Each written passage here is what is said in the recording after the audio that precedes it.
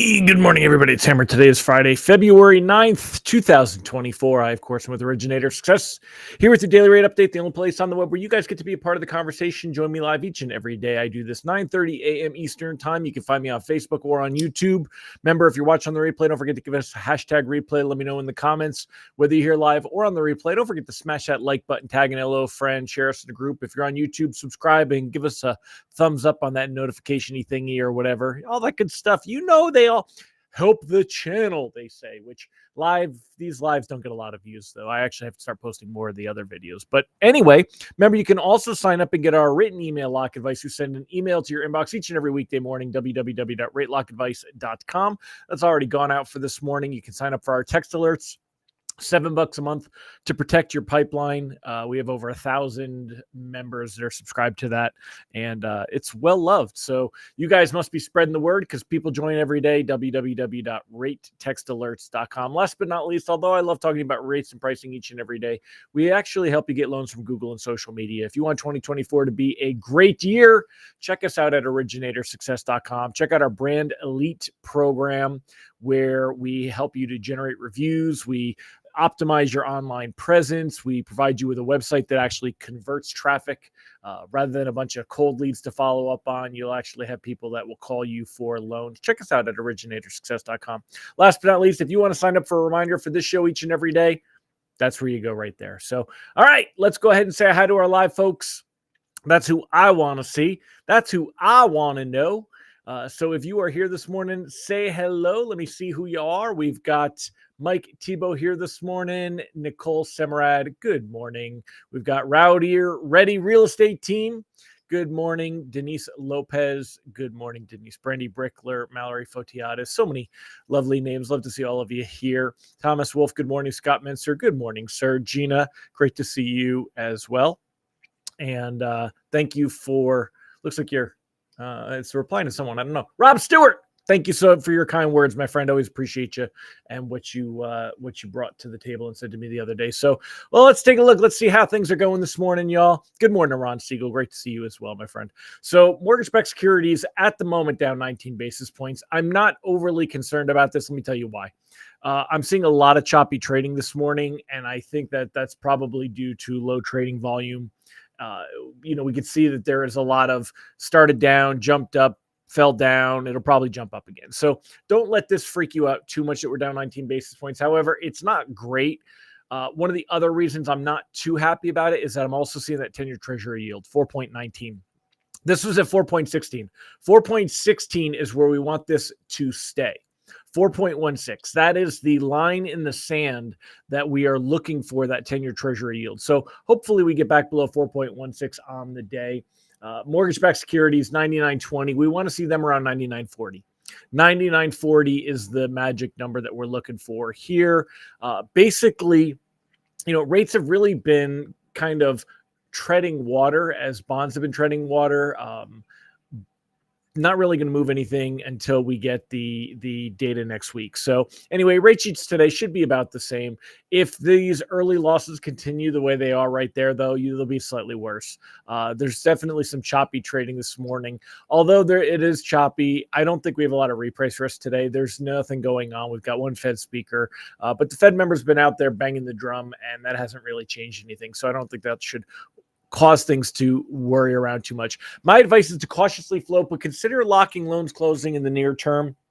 Again, it all depends on risk tolerance heading into next week's data. I really, I always own it when I don't see something coming. I screwed the pooch on Friday's labor market data. I did not expect to see the very crazy double forecast numbers that we saw. It's been blamed on seasonal adjustments. I knew there were going to be seasonal adjustments, but I didn't think it would be that big of a deal. And if there was, I didn't think we'd see the reaction that we did. But it did basically start a bit of a domino effect. And if we kind of take a look here, what we're seeing is that when we look at the Fed futures March basically giving up the ghost on the idea that we're going to get a rate cut. There's about a 15% expectation that it could happen. Very, very unlikely. We still have a lot of time, so that's why there is even a 15% chance. Remember, for the January cut, it was like 97% for forever. So there was like 0% expectation we could see a cut in January. There is a little bit, a 15% chance that we may see a cut. That would start with next week's CPI data. Then we got March 8th labor data. Then we have another CPI report, blah, blah, blah, blah, blah, right? Market's really looking, though, at a May cut. And if we look at May, it's about a 60% expectation. Right now, it's about 62%. We need to see that grow if we want to see rates get any better. And that's only going to happen next week if we get good inflation data showing inflation has improved. Remember, though, the inflation data is going to have new seasonal factors, and Fed Governor Christopher Waller was one that actually pointed out that as well. So we're also going to see revisions to the same January numbers. So here you go. Blah, blah, blah, blah, blah, blah, blah. Okay. Here we go. On more prosaic matters, Friday's focus will be on benchmark U.S. Consumer Price Index revisions for last year. Sometimes nebulous data release. I didn't know that there were revisions released today. Taken on more importance during the cost of living crisis over the past year, which has pushed the Fed Reserve into an even tighter policy stance. The revisions come ahead of the critical January CPI update next week. What's funny is that doesn't show up on anybody's economic calendar. So I didn't, without this Reuters article, I actually wouldn't even really be all that aware of it. With Fed officials signaling loudly there are no rush to commence cutting rates, bond yields crept higher again before Friday's open. 10-year Treasury yields nudged up to 2-week highs above 4.717, which right now they are. This won't move over. Give me a minute. Let me refresh the page. They were at 4.19. So hopefully they get down there. Tom Dedmore, Crystal, Nay, Kim, Mason.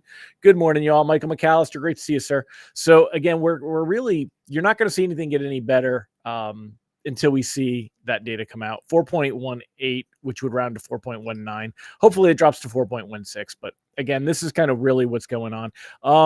Even though I don't know, if you've got loans closing in less than 15 days, we're what now, 5 days out on that data. And if it doesn't go our way, we're going to see rates really kind of lose ground. So you've got to really be comfortable taking risk. Could pick up as much as a quarter point in rate, though. If we get favorable data, we could see that help springboard things. But there's a lot of risk. Loans that have more time, they have a lot less to panic over. 15 to 30 days, cautiously float on that. Let's see how that data comes in. But if you don't want to see rates move up higher on those loans, then you got to consider locking them between now and Tuesday, because there's a very good chance that could bite us in the butt. And then loans that have 30 plus days shouldn't have to worry about locking at all. The outlook remains very much as it has been. Rates are holding in the high side of the range right now. We've seen that here. 6.97, 6.95, 6.96, 7.04, 6.92. We haven't seen anything really lower. We had one day after the Fed data where we got a really, really nice take the money and run kind of a day. Otherwise, 6.9 is, 6.95, 6.92. This is very much where we've been spending most of the last couple of weeks. So we're very much there. Again, if you're comparing it to a couple of days where we had really good rates, but other than that, everything's very much kind of in line. And that's why I wouldn't be panicking on anything yet. And the good news is that the worst should still be behind us. We saw that in October of 23. That should still be the high water mark, and it shouldn't get any worse than that. We'll keep watching these Fed futures. If we were to see a big change in the Fed futures here, that would concern me. If we see a big increase in this column where markets are pricing in the probability that the Fed will hold rates not only in March, but also in May. If this expectation of a Fed rate cut disappears in May, that's going to drive rates up. We'll be looking at 7.25, 7.375, so hopefully that doesn't happen. But it's, again, we're going to get an idea next week on that CPI data and how strong of a reaction we get to it, as well as the data itself. So that's it, my friends, on this happy Friday. It's 10 minutes in. I'm going to go ahead and wrap it up. What are y'all doing this weekend? I have got honey-do list stuff. It's been beautiful the last couple of days. Beautiful weather outside, 60 degrees. and I've just been really, really busy working on stuff with Originator Success.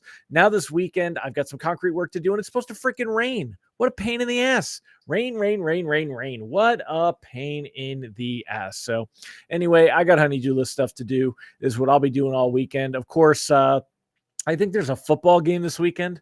I'll probably watch that on Sunday. I bet many of you are as well. That should actually, here's a question of the day for you. Answer the question of the day. Let me pop this on here. I haven't done a question of the day in forever. Let's do a question of the day. Hold on. Let me find an empty, let me find one of these. Here you go. Question of the day. Question of the day. Flats or drums? Question of the day. Flats or drums? You know what I'm talking. You know what I'm talking about. Those are the wings, baby. Flats or drums? Flats or drums? I don't hate on Taylor Swift like everyone else does, Ron. I could care less that they show her all the time. Makes sense. But what does matter, flats or drums? Let me see if I can pull this up. Flats or drums? Let's pop this over here so that I could share the screen with this and you guys could see. We're talking the flats versus the drums. Drums versus flats, baby. Which do you think? Are you a drum person, a flat person? Scott, what do you eat? Tofu? What do you mean neither? What do you mean neither? Mike Morano's a drums guy. Nicole's a drums gal. Allison's a flats. Tom's a flats. Robert Bashir's a drums. I'll tell you, I struggle with this one, man. I love me some chicken wings, which are just delicious. And I drums and flats. If I had to reach in, I'd have my eyes closed. I'm with either one. That nice tender meat between the flats, but I like that thick chunk of meat in the drums. Ron said, I don't hate her either. I think she's done a tremendous job building a business. Oh, dude.